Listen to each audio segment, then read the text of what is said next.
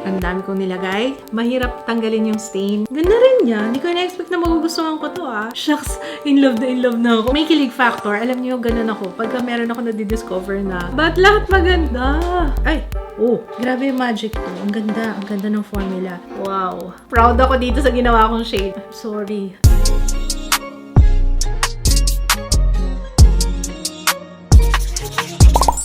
Hello everyone! Welcome back sa ating channel. So today, itatry natin yung Ethereal Liquid Pigments. Yes, ng Lucky Beauty. PR sent to guys, pero as usual, of course, like always, honest to goodness tayo. Kung ano yung impression ko, yun yung sasabihin ko sa inyo. Ang dami nag-request nito, so let's get on with it. Ginawa ko na siya, so winair test na natin siya, okay? Ang ginamit ko for contour is yung bikini.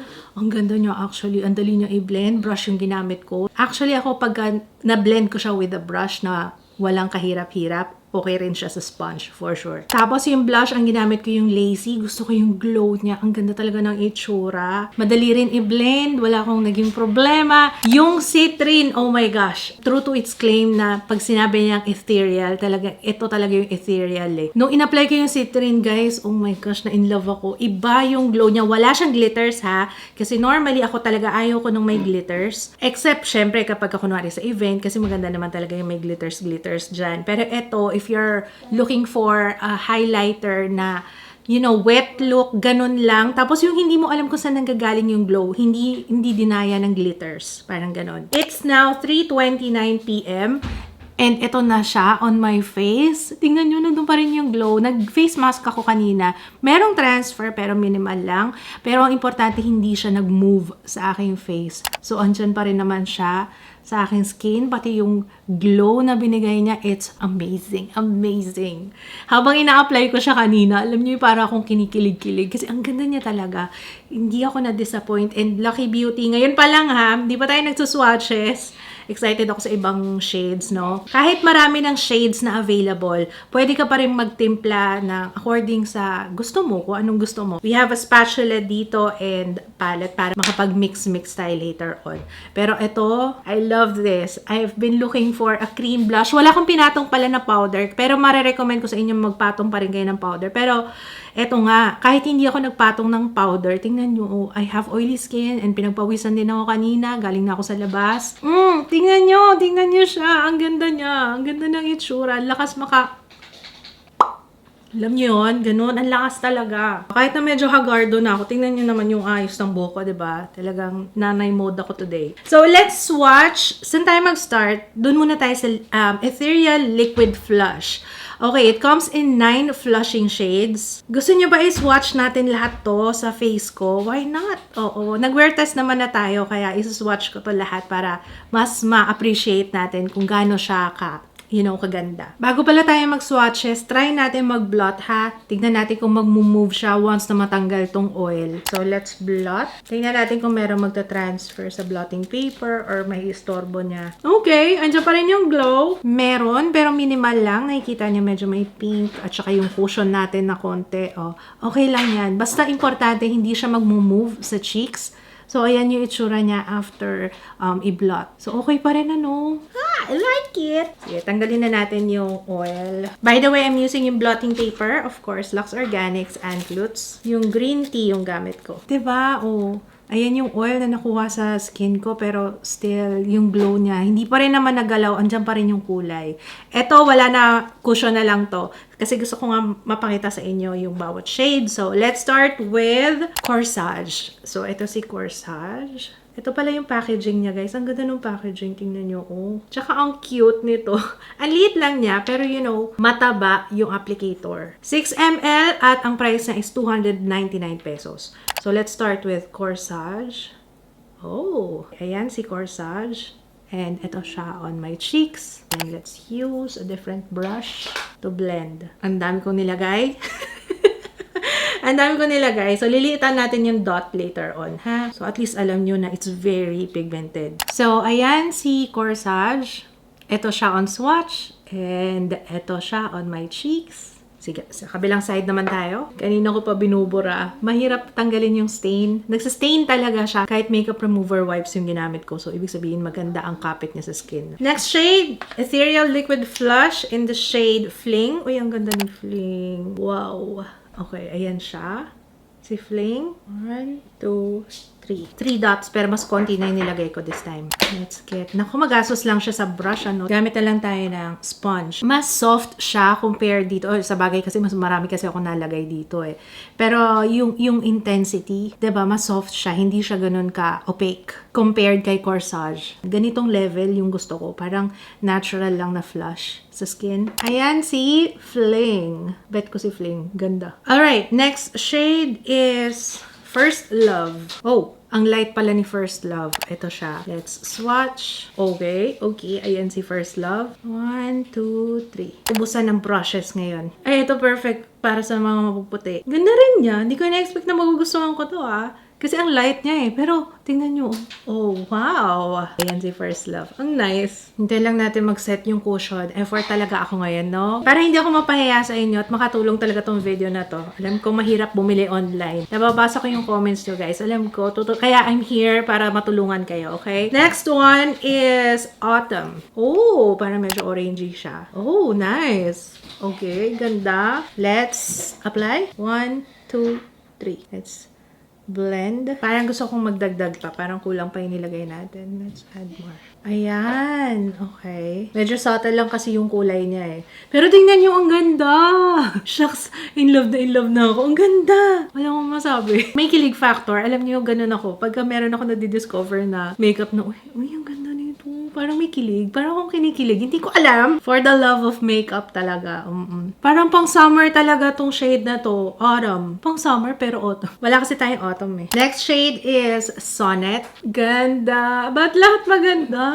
Feeling ko magugustuhan ko din to. So, ayan si Sonnet. Very natural lang yung effect niya. Para siyang si Lacy pero mas deeper shade ito. So, ayan si Sonnet. Ito siya on swatch. Ito siya on my cheeks. Ganda ng glow niya, no? Next shade is Pudding. Ayan si Pudding. So, ayan si Pudding. Ito siya on swatch. Ito siya on my cheeks. Pudding. Next shade, we have Gypsy. Oh, pink! Wow, deeper shade of pink. I like this. Pwede rin kaya to sa lips. Parang gusto ko siyang ilagay sa labi. Konti lang kasi parang intense to. Alright, so ayan si Gypsy. And ito siya. Gypsy. Last shade is Poppy. Ay! Oh! So, ito siya. Intense. Konti lang. 2 dots. Okay na yan. Let's blend. Ang ganda ng formula nito. Nakita niyo kung gaano ka-intense. So, umpisa akala niyo mag-iiwan siya ng stain, ano? I mean, kunwari, pagka-dot mo dito, akala mo hindi mo na siya mabablend. Pero ang ganda ng pagkaka-blend out. Oh, grabe yung magic to. Ang ganda ng formula. Very nice. So, last shade natin is Poppy. Ito siya sa cheeks. I-swatch ko na rin, guys, yung ginamit ko kanina kasi hindi ko siya nilagay sa back of my hand. Ito si Lazy. Ayan, yan yung ginamit ko kanina. So, wear test natin. So, papantayin ko lang, ha, kasi masyado intense itong si Poppy. So, magdadagdag ako dito. Para yan na yung pinaka susuotin natin. Ayan. Alam nyo, dapat inuna ko yung tan lines. Kanina, bikini yung ginamit ko for the contour. So, pakita ko sa inyo si Bikini. Ito siya. Ayan. And then si Citrine, ito siya. So, yan yung kanina kang sinuot ko sa wear test. This time, try natin si tan lines. Mas intense kasi to. So, ayan. Ito, bronzer. Warm siya. Cool toned si Bikini. And then, if you need bronzer, ito si tan lines. Let's use this tan lines pang bronzer. Compared kay Bikini kanina, mas subtle to. So, talagang pang bronzer lang siya. Ayan. Pala contour talaga ako, kaya mas gusto ko si Bikini kesa kay tan lines. Lalo na sa nose contour, mas gusto ko talaga si Bikini. So, si Bikini yung marirecommend ko pagka kailangan niyo talaga ng contour. Pero pag bronzer lang, again, tan lines is okay. Highlighters. So, si Citrine, na-in-love ako dito, guys. Ang ganda-ganda niya talaga, si Citrine. Okay, ito yung si Citrine. Para ma-compare natin lahat, ha. Ayan siya. Yun yung sinasabi ko sa inyo na parang basa lang, you know. Parang nabasa ka lang, walang glitter whatsoever. Ito naman, si Moonstone. Ayan, si Moonstone. Pero hindi talaga siya white pag once na i-blend mo, ha. Ito, maganda to sa inner corners. Ayan, oh. Wow. Ganda niya sa inner corners. I love it. Pwede rin siya siguro sa eyelid. Lagay na nga tayo. Parang gusto ko siya ilagay sa eyelids. Konti lang. Ako lang ba? Yung gustong gusto, yung nagmumukhang, gusto ko yung mukhang malagkit yung eyelids ko. Pero minus the crease, ha. Kasi for sure, magkikrease to sa akin. Pero gusto ko lang ilagay para mapakita ko sa inyo. Ano mo kayo marirecommend na hindi nagkikrease? Okay, next shade is Quartz. Ayan, si Quartz. Ayan. Ito yung perfect na panglagay dito sa, as a highlighter. Kasi ma-pink siya. So, ayan siya. Last one is, ito, si Bronzite. Wow! Sis! Ganda ni Bronzite. So, ito na lahat. Ilagay natin si Quartz dito sa taas. Para malagay na, ma-apply natin lahat, ano, mapakita ko sa inyo. So, konti lang. And then, let's blend with finger. Beauty finger. Ganda ng formula nito, guys. Ang ganda ng formula. Tingnan nyo, hindi niya nai-istorbo yung una mong nilagay. Ayan na, ayan na. Ayan yung sinasabi ko sa inyo, nagkikrease na siya. Okay, lagay din natin siya here. Ano kayo mas bagay dito sa nose? Gusto ko mag-reapply eh. Nice. I like it. Grabe. Ethereal goddess. Wow! Parang ganun yung feeling ko ngayon, promise. Sarap paglaro nito ah. Si Bronzite, hindi ko alam kung saan ko nilalagay. Pero parang okay na ako dito eh. Sa ibang nilagay natin sa face. Oo. Si Bronzite lang yung hindi natin malalagay on our face. Mag-mix tayo. Lagay natin si Fling. Kasi ito yung parang bet kong pagsamahin. Kanina ko pa iniisip anong magiging itsura nila pagka minix ko silang dalawa. Maganda kasi si Tan Lines. Si Fling at saka si Tan Lines. Naghanap kasi ako ng medyo deeper na shade nito. So, let's see kung ano magiging effect. Mimix ko yung dalawa. Si Fling at saka si Tan Lines. Uy, ang ganda na yung shade. Proud ako dito sa ginawa kong shade. Ang ganda. Sige nga, try nga natin. Oh, diba ang ganda? Oh, bili na kayo ng shade ko. I call this. Oh, nakialam. Ang ganda, oh. Pak! Pan drunk blush talaga to, oh. Yung ginawa kong shade. So, ayun nga. Kaya ako minix siya para mapakita sa inyo na pwede kayo mag-mix ng blush nyo pag marami kayong creams. If you're feeling playful, ayan, pwede kayo mag-mix ng inyong ng color para ma-achieve yung gusto nyo. O, diba, in-apply ko na. Pwede kaya siya sa labi. Try ko nga. Ay, dry yung lips ko. Hindi pwede. Ayun, tingnan nyo, oh. Yung balat. Kita niyo yung balat. Pero maganda siya dito sa upper lip, ha. Dito kasi hindi masyadong dry yung labi ko. Pero, ayan, ganda. Pwede sa labi. Why not? Diba? Mag-lip gloss na lang tayo para pak. Okay, last na i-apply ko is etong si Jewel. Yung lip gloss nila. Ang ganda nito. Ayan, pantakip to ng mga nagbabalat talaga eh. Tapos, perfect naman siya sa look natin for today. Ayan. Pag feeling nyo, sobrang nagbabakbak yung labi nyo, mag-gloss kayo that day. Hindi na bagay yung hair natin. Okay lang. That's it. Pasado lahat sa akin. I'm sorry. Alam ko may mga nagre-reklamo na ate, parang puro budol ka naman. Binibigyan ko lang kayo ng option. Hindi ko naman sinabing bilhin nyo lahat. Pero sana nakatulong yung swatches natin. Kasi nagdadalawang isip talaga ako. Actually, gawa ko pa ba na swatches to? And nung tinry ko siya kanina, sabi ko, ay, kailangan ko tong gawan ng swatches. Kasi ang ganda talaga ng pagkakablend. I mean, I've tried a lot. Pero ito, yung pinaka walang kahirap-hirap sa pagbe-blend. Ang ganda ng itsura niya. Winair test ko siya ng 3 oras and like I said, lumabas ako, pinagpawisan, nag-oil up, hindi siya nag-move. Alam niyo, papantay talaga siya sa Rare Beauty. Meron ako nung Rare Beauty before, yung mga ganito. Yung formula niya parang ganun as in. Ngayong inaalala ko siya, actually parang much better nga to. Kaya nga brush, talagang sinadya ko na brush yung pang-apply kasi dun ko malalaman eh. Ito kapag ka na-blend ko to ng walang kahasel-hasel using a brush, maganda to talaga for sure. And tsaka ang smooth niya. Blendability, 100%. Ang ganda-ganda. Wala na ako ibang masay. Lucky Beauty! Lahat halos ng products nila. Talagang winner. For me personal opinion ko to. Hindi ako paid. Hindi ako bayad para sabihin to. Like I said, kahit nung nagre-review ko nung before, nung sa lip products nila, ang ganda ng formula. Wala akong masabi. Talagang ang galing ng pagkaka-formulate ng products nila. Talagang hindi lang basta, alam niyo yun, yung talagang pinag-aralan. Parang ganun. Kahit yung shade range eh. So, ayan. Lucky Beauty! Congrats in advance. Ang ganda nito. Pati packaging. Tingnan niyo naman sa ibabaw. Oh. Ang ganda, oh. Diba?